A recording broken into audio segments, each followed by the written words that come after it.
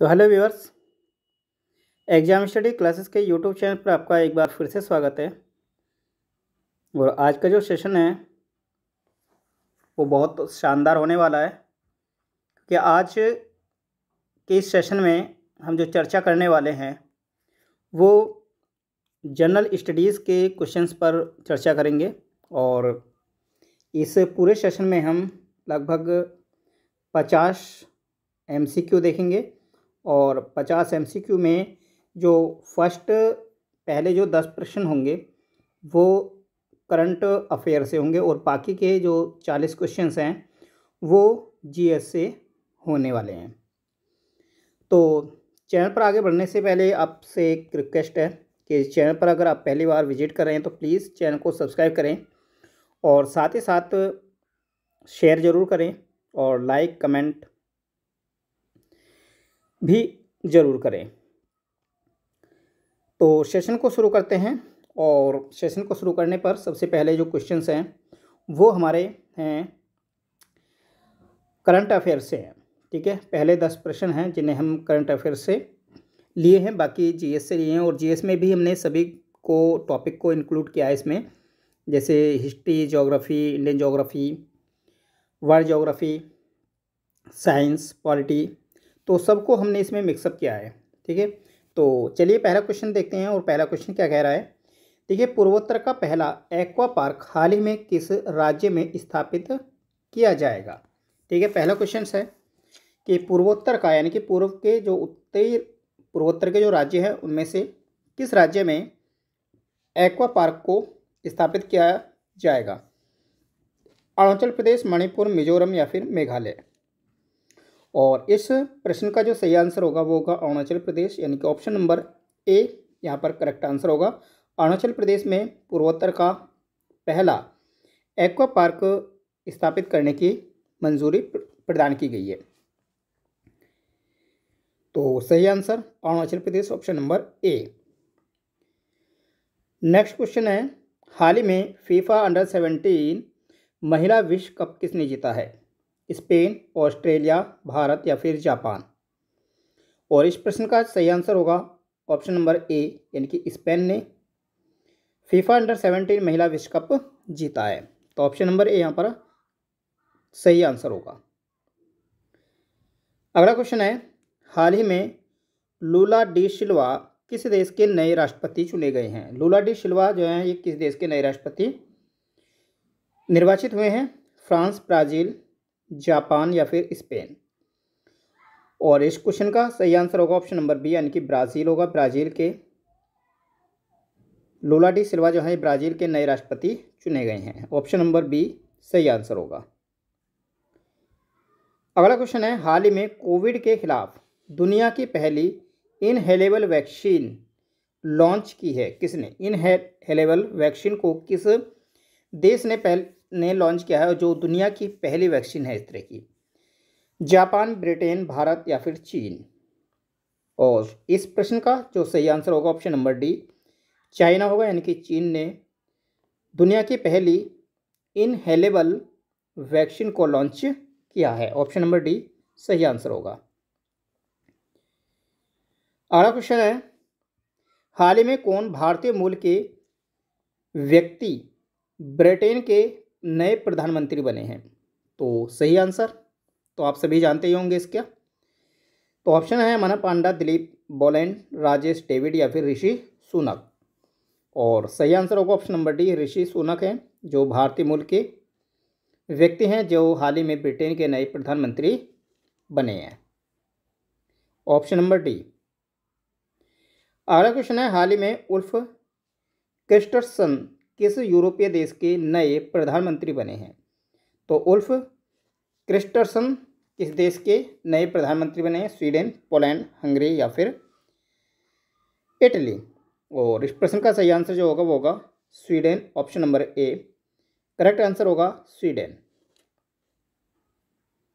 अगला क्वेश्चन, हाल ही में जारी वर्ष 2022 की ग्लोबल हंगर इंडेक्स में भारत को कौन सा स्थान मिला है। ग्लोबल हंगर इंडेक्स जहाँ पर हमारी जो स्थिति है वो काफ़ी ख़राब है और हम अपने जो पड़ोसी देश हैं उनसे भी बहुत ज़्यादा पीछे हैं ग्लोबल हंगर इंडेक्स पर, और इस पर हंगामा भी हुआ था कि इसको जो लॉन्च किया गया है वो सही तरीके से लॉन्च नहीं किया गया है, सही तरीके से इसमें जारी नहीं किया गया है। तो फिलहाल तो ग्लोबल हंगर जो इंडेक्स है इसमें जो भारत को जो स्थान दिया गया है वो 107वां दिया गया है। ऑप्शन नंबर जो सी है ये यहाँ पर करेक्ट आंसर होगा, 107 यानी कि 107वां स्थान। ठीक, option number C correct answer होगा। अगला क्वेश्चन है, हाल ही में कौन भारत का पहला सौर ऊर्जा संचालित गांव बना है? भारत का पहला सौर ऊर्जा संचालित गांव बना है, जिसमें हाल ही में प्रधानमंत्री श्री नरेंद्र मोदी वहां गए थे, और ये गुजरात का एक गांव है और इसका नाम है मोढेरा, यानी कि ऑप्शन नंबर जो बी है यहाँ पर इस प्रश्न का सही आंसर होगा मोढेरा। चलिए अगला क्वेश्चन, हाल ही में किसे वर्ष 2022 का साहित्य का नोबेल पुरस्कार मिला है? साहित्य का नोबेल पुरस्कार किसे मिला है? और नोबेल पुरस्कार से जो रिलेटेड जो वीडियोस हैं वो आपको हमारे चैनल पर मिल जाएंगी, और जा कर के आप वहाँ देख सकते हैं। जो भी इस वर्ष जो नोबेल पुरस्कारों की घोषणा की गई है उनको हमने उसमें अच्छे से बतलाया है। तो फिलहाल में साहित्य का नोबेल पुरस्कार पूछा गया कि साहित्य का नोबेल जो पुरस्कार है वो किसे दिया गया है? मैक्स फोर्ड को, मिनी चार्ल्स को, एनी एनॉक्स या फिर डेमी जुल को। और 9th नंबर जो क्वेश्चन है इसका जो सही आंसर होगा वो ऑप्शन नंबर सी होगा, यानी कि एनी एरनॉक्स। ऑप्शन नंबर सी इस प्रश्न का सही आंसर होगा, एनी ऑर्नेक्स। ठीक, चलिए अगला क्वेश्चन देखें, हाल ही में किसे चिकित्सा के क्षेत्र में वर्ष 2022 का नोबेल पुरस्कार मिला है? तो चिकित्सा के क्षेत्र में किसको मिला है ये नोबेल पुरस्कार? एलेजोल्स, जॉर्ज मैथ्यूज, स्वांते पावो या फिर एंडी बुकर को। ठीक, और इस प्रश्न का जो सही आंसर होगा ये होगा स्वांते पावो होगा, ऑप्शन नंबर सी यहाँ पर करेक्ट आंसर होगा। स्वांते पावो को वर्ष 2022 का नोबेल पुरस्कार हाल ही में दिया गया है। ठीक, तो ऑप्शन नंबर सी इस प्रश्न का सही आंसर होगा। ठीक है, तो 10 प्रश्न हमने जो करंट अफेयर के देखे इसमें, ये करंट अफेयर के थे, और अब हम जीएस की तरफ बढ़ रहे हैं। जीएस में जो भी प्रश्न हम देखेंगे।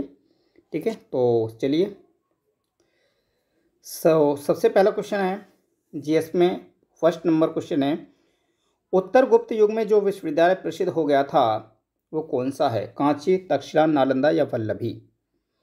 तो उत्तर गुप्त युग में जो विश्वविद्यालय प्रसिद्ध था, जो फेमस यूनिवर्सिटी थी, वो कौन सी थी?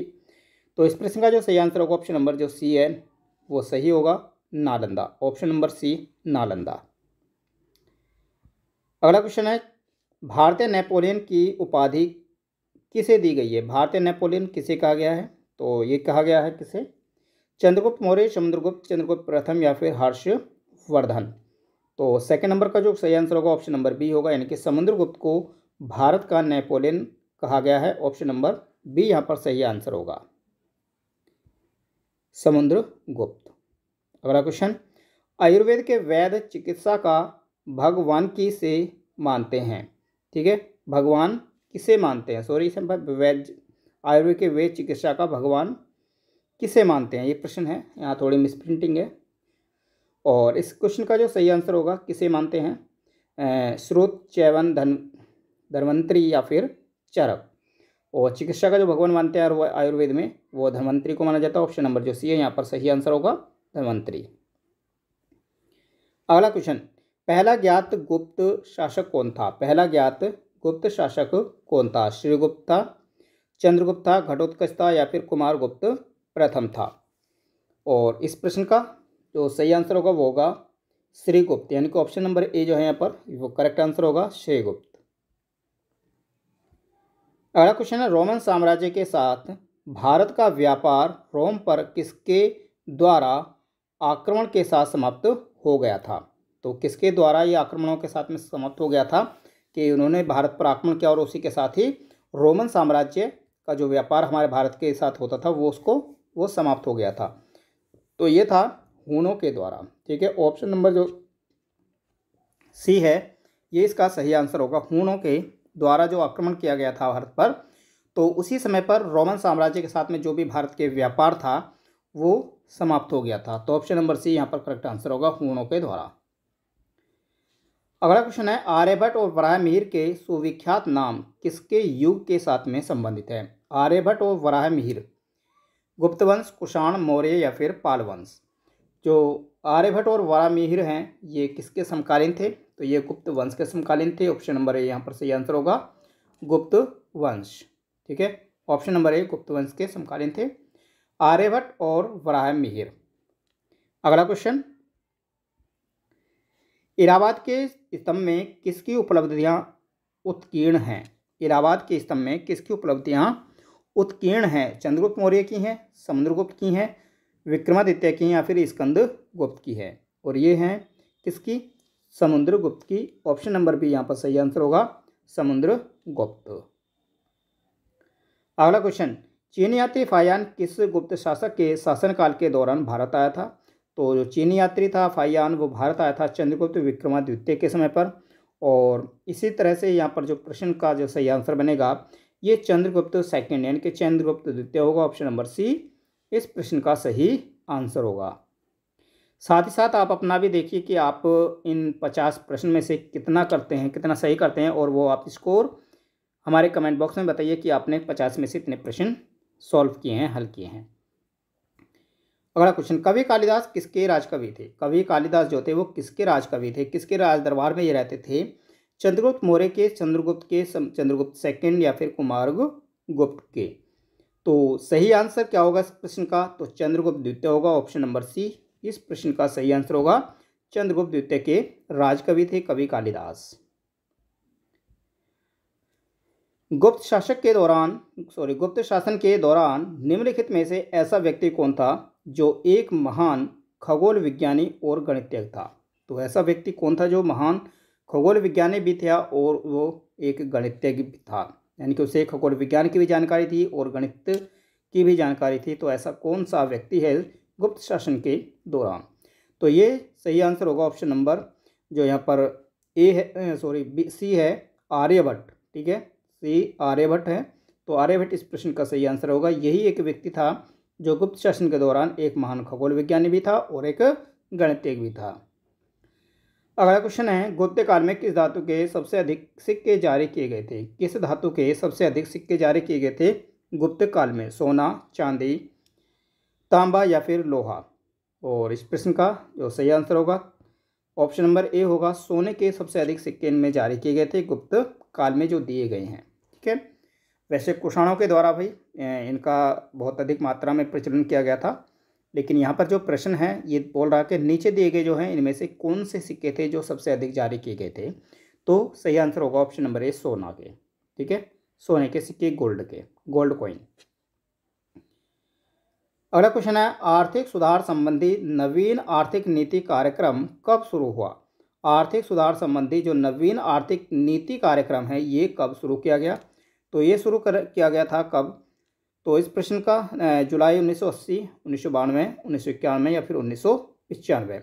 और सही आंसर होगा ऑप्शन नंबर सी, जुलाई 1991 में इसको प्रारंभ किया गया था, शुरू किया गया था। अगला क्वेश्चन, भारत में उपभोक्ता संरक्षण अधिनियम की घोषणा कब की गई? उपभोक्ता संरक्षण अधिनियम की घोषणा कब की गई थी? तो इसकी जो घोषणा की गई थी वो 1986 में की गई थी।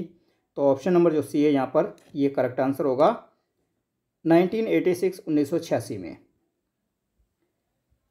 अगला क्वेश्चन है, भारत में अधिकतर बेरोजगारी है कौन सी है? भारत में जो अधिकतर बेरोजगारी है कौन सी है? चक्रीय है, संरचनात्मक है, तकनीकी है या घर्षणात्मक है? तो भारत में जो सबसे अधिक जो बेरोजगारी है वो संरचनात्मक है। ऑप्शन नंबर जो बी है यहाँ पर सही आंसर होगा, संरचनात्मक।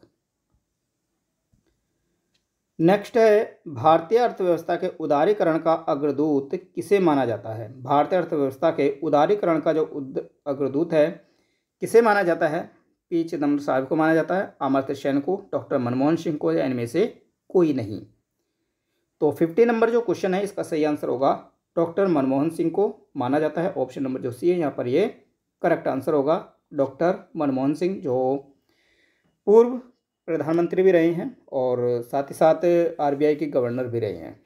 ठीक है, तो option number C doctor Manmohan Singh एक महान अर्थशास्त्री हैं ये। रिहंद बांध किस राज्य में है? अगला क्वेश्चन अब इंडियन ज्योग्राफी से है, पहले हमने इकोनॉमी देखी। तो रिहंद बांध किस राज्य में है? पंजाब, उत्तर प्रदेश, महाराष्ट्र या फिर बिहार। ठीक है, तो सही आंसर जो रिहंद बांध है ये उत्तर प्रदेश में है। और ये किस नदी पर है? ठीक है, किस नदी पर है? इस प्रश्न का आंसर आप हमें कमेंट बॉक्स में दीजिए कि ये किस नदी पर बनाया गया है रिहंद बांध को। ठीक है, चलिए ये क्वेश्चन आपके लिए है एज ए होमवर्क, तो आप इस क्वेश्चन का आंसर हमें कमेंट बॉक्स में बताइए कि जो रिहंद बांध है वो किस नदी पर बनाया गया है। चलिए अगला क्वेश्चन है, भारत के किस प्रदेश की सीमाएं 3 देशों क्रमशः कौन से नेपाल हैं, भूटान और चीन से मिलती हैं? कौन सा प्रदेश ऐसा है जिसकी जो सीमाएं हैं वो नेपाल, भूटान और चाइना के साथ में मिलती हैं? मेघालय, अरुणाचल प्रदेश, सिक्किम या फिर पश्चिम बंगाल।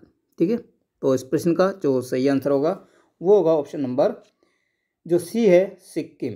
जो सिक्किम है, सिक्किम की जो बॉर्डर है वो नेपाल, भूटान और चीन को टच करता है। चलिए अगला क्वेश्चन, भारत का केंद्रीय औषधि अनुसंधान संस्थान कहाँ स्थित है? भारत का केंद्रीय औषधि अनुसंधान संस्थान ये कहाँ पर स्थित है? दिल्ली, बेंगलोर, मद्रास या फिर लखनऊ में? तो इस प्रश्न का सही आंसर वो लखनऊ होगा। केंद्रीय औषधि अनुसंधान संस्थान लखनऊ में स्थित है। ठीक है, ऑप्शन नंबर डी यहाँ सही आंसर होगा, लखनऊ। पाकिस्तान की सीमाओं से लगे भारतीय राज्य कौन कौन से हैं? पाकिस्तान से जो राज्य हैं वो कौन कौन से हैं? ठीक है, अगर हम मैप के आधार पर देखें, ठीक है, तो इस तरह से हम भारत का कुछ मैप देखते हैं। तो कौन कौन से राज्य हैं जो भारत की पाकिस्तान की सीमा के साथ में लगते हैं? देखिए सबसे ऊपर हम जम्मू कश्मीर देखेंगे, यहाँ पर हमारा जम्मू कश्मीर है। ठीक है, सबसे ऊपर है जम्मू कश्मीर।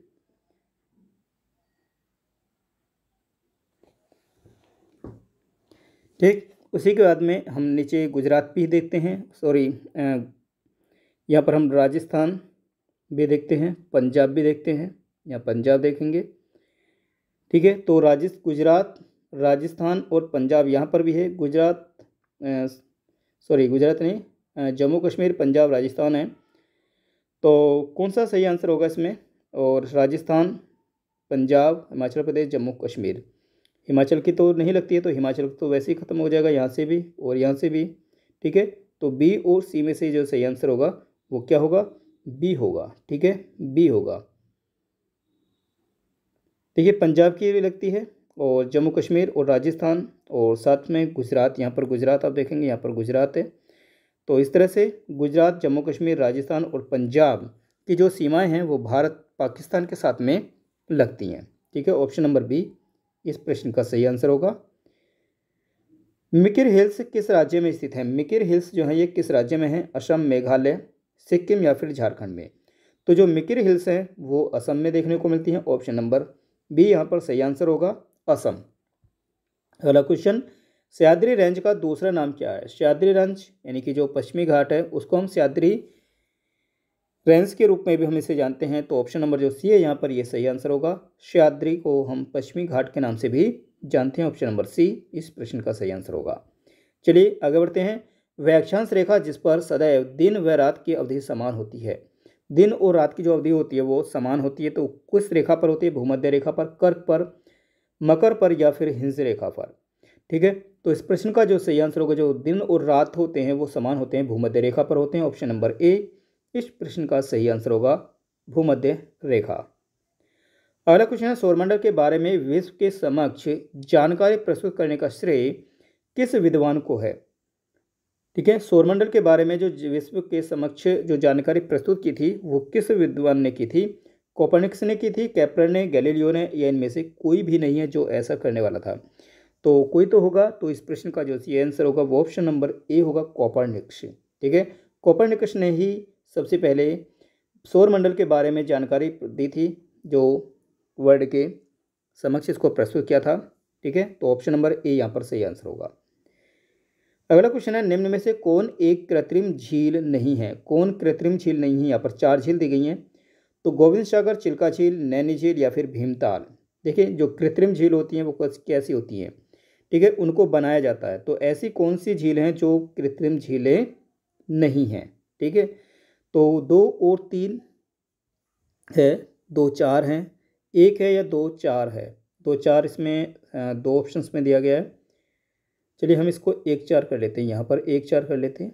ठीक है, तो जो प्राकृतिक जो कृत्रिम झीलें हैं वो इसमें देखिए गोविंद सागर जो झील है वो कैसी है, ये एक बनाई गई है। ठीक है, जिस झील को बनाया जाता है वो झीलें कृत्रिम झील होती है। ठीक है, आर्टिफिशियल झील होती है वो।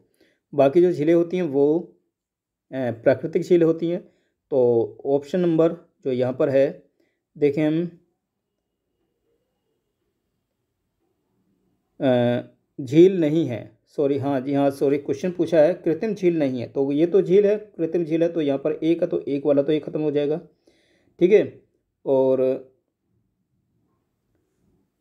जो भीमताल झील है ये भी एक कृत्रिम झील है, तो ये भी खत्म हो जाएगा। तो ऑप्शन नंबर 1 बचेगा हमारे पास में, 2 और 3, यानी कि चिल्का झील और जो नैनी झील है ये दोनों कृत्रिम झीलें नहीं हैं, ये दोनों प्राकृतिक झीलें हैं। ऑप्शन नंबर 2 और 3 के साथ हम दे जाएंगे, तो ऑप्शन नंबर ए जो है यहाँ पर ये करेक्ट आंसर होगा। ठीक है, चिल्का झील कहाँ पर है, ये उड़ीसा में है, और जो नैनी झील है ये आपको उत्तराखंड में मिलेगी, नैनीताल में। ठीक है, उत्तराखंड में नैनीताल में मिलेगी नैनी झील। किस देश के साथ में भारत की सबसे लंबी अंतर्राष्ट्रीय सीमा है? किस देश के साथ में सबसे लंबी अंतर्राष्ट्रीय सीमा है? नेपाल के साथ है, पाकिस्तान, चीन या फिर बांग्लादेश के साथ में है? तो अंतर्राष्ट्रीय जो सीमा है जो सबसे लंबी है वो बांग्लादेश के साथ में लगती है भारत की, क्योंकि जो देखें तो बांग्लादेश को, ठीक है, तो इस तरह से कुछ है ना, ऐसे है ना, इस तरह से है, तो यहाँ ये टेढ़े मेढ़ी इस तरह से सीमा लगती है, तो अगर हम इसकी नाप करें तो वो बहुत अधिक बैठती है। ठीक है, तो ऑप्शन नंबर जो डी है यहाँ पर सही आंसर होगा, बांग्लादेश के साथ में सबसे लंबी अंतर्राष्ट्रीय सीमा भारत की लगती है। अगला क्वेश्चन है, भारत की मुख्य भूमि का अक्षांश के बीच फैला हुआ है? कौन कौन से अक्षांश के बीच फैला हुआ है भारत की मुख्य भूमि? ठीक है, तो सही आंसर क्या होगा? ऑप्शन नंबर जो ए है यहाँ पर 8 डिग्री 4 मिनट उत्तर से और 37 डिग्री 6 मिनट उत्तर के बीच में भारत की मुख्य भूमि फैली हुई है। तो ऑप्शन नंबर जो ए है यहाँ पर ये सही आंसर होगा। ठीक है, चलिए 26 क्वेश्चन हुए। 27वां क्वेश्चन है, गोरसप्पा या जोग प्रपात का नया नाम क्या है? गोरसप्पा या जोग जलप्रपात जो है इसका नया नाम क्या है? ठीक है, सरदार पटेल जलप्रपात है, राजीव गांधी है, महात्मा गांधी है, जवाहरलाल नेहरू जलप्रपात है? कौन सा ऐसा है जो इनका एक नया नाम है? ठीक है, तो सही आंसर क्या होगा? सही आंसर होगा महात्मा गांधी जलप्रपात अब इनका नाम है। गोरसप्पा या इसको हम क्या कहते हैं, जोग जलप्रपात भी कहते हैं, और या हम इसको महात्मा गांधी जलप्रपात भी अब इसे कह सकते हैं। ठीक, अगला क्वेश्चन है, कपिलधारा जलप्रपात किस नदी पर स्थित है? कपिलधारा जो जलप्रपात है वो किस नदी पर है? तो कपिलधारा जो जलप्रपात है ये 4 ऑप्शंस में से देखें तो नर्मदा नदी पर है। ऑप्शन नंबर जो डी है यहाँ पर सही आंसर होगा, नर्मदा नदी पर है कपिलधारा जलप्रपात। ठीक, ऑप्शन नंबर डी।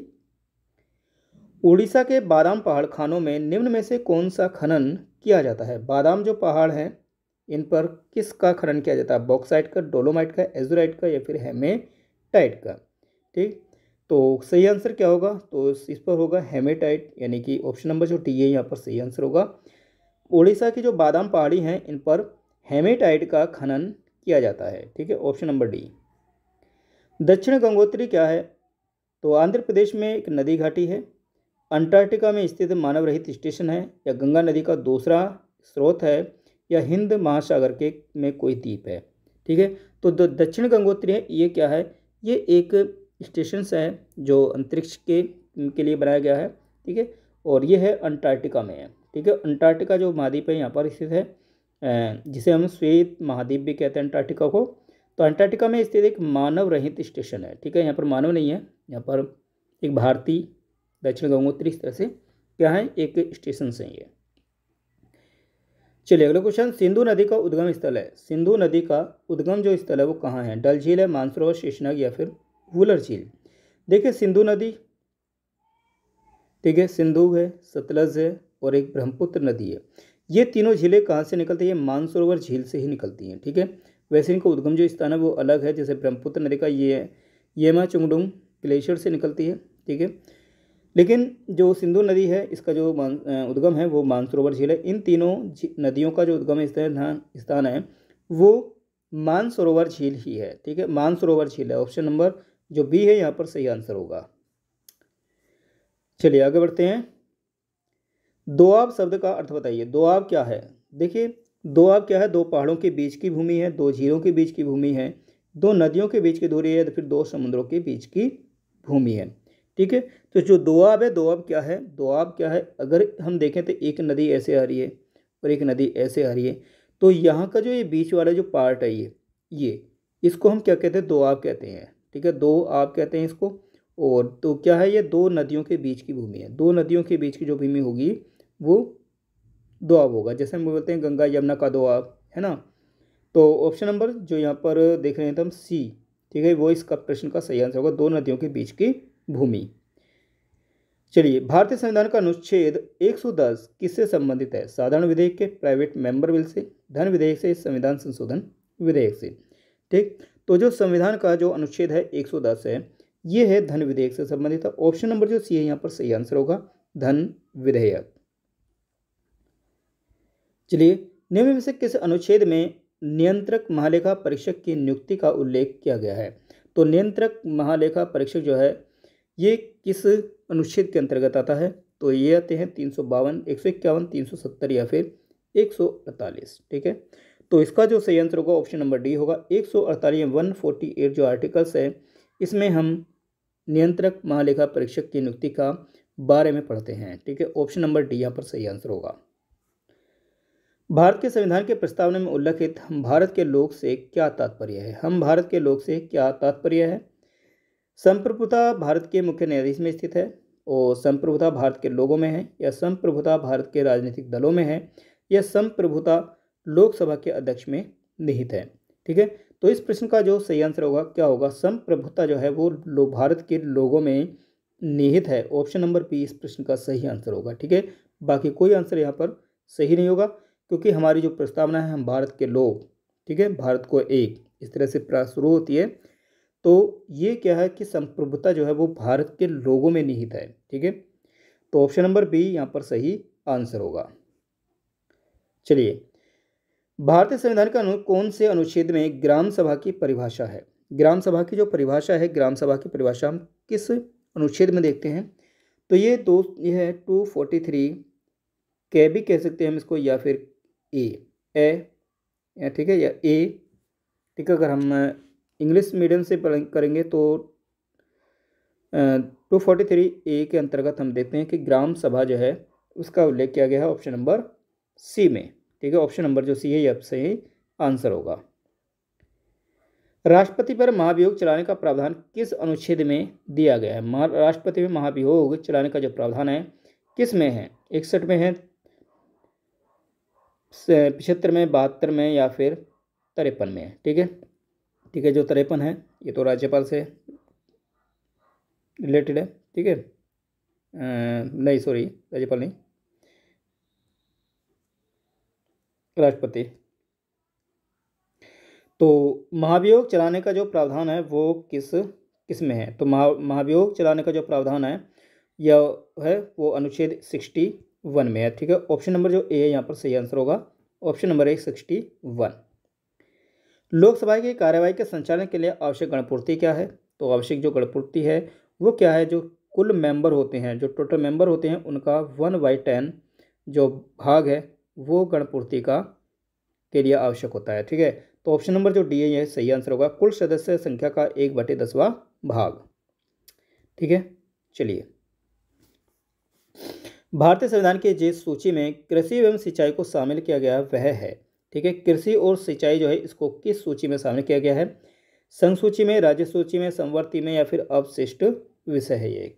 ठीक है, तो कृषि और जो सिंचाई है ये है राज्य सूची का विषय है। ऑप्शन नंबर बी जो है यहाँ पर वो सही आंसर होगा, राज्य सूची का एक विषय है। देखिए, इस सेशन का लास्ट क्वेश्चन है, और इसमें क्या है कि संविधान के किस अनुच्छेद के अंतर्गत सर्वोच्च न्यायालय को एक अभिलेख न्यायालय का स्थान दिया गया है? ठीक है, एक अभिलेख न्यायालय का स्थान दिया गया, किस अनुच्छेद में दिया गया है? और यह अनुच्छेद है कौन सा? जो आर्टिकल नंबर 129, 129, यानी कि ऑप्शन नंबर ए जो है वो यहाँ पर सही आंसर होगा। ठीक, तो इस तरह से हमने ये 50 41।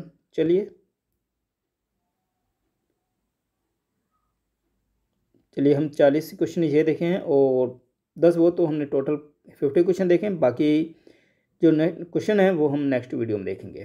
ठीक, तो कैसा लगा वीडियो आप ज़रूर कमेंट करें और साथ ही साथ शेयर ज़रूर करें, जिससे कि दूसरे लोगों को भी इसका फ़ायदा हो। और सभी इस तरह की जो सीरीज है उसे भी हम शुरू कर रहे हैं। बाकी सभी सब्जेक्ट से रिलेटेड जो वीडियोस हैं वो आपको हमारे यूट्यूब चैनल पर मिल जाएंगे। ठीक, चलिए फिर मिलते हैं नेक्स्ट वीडियो के साथ में।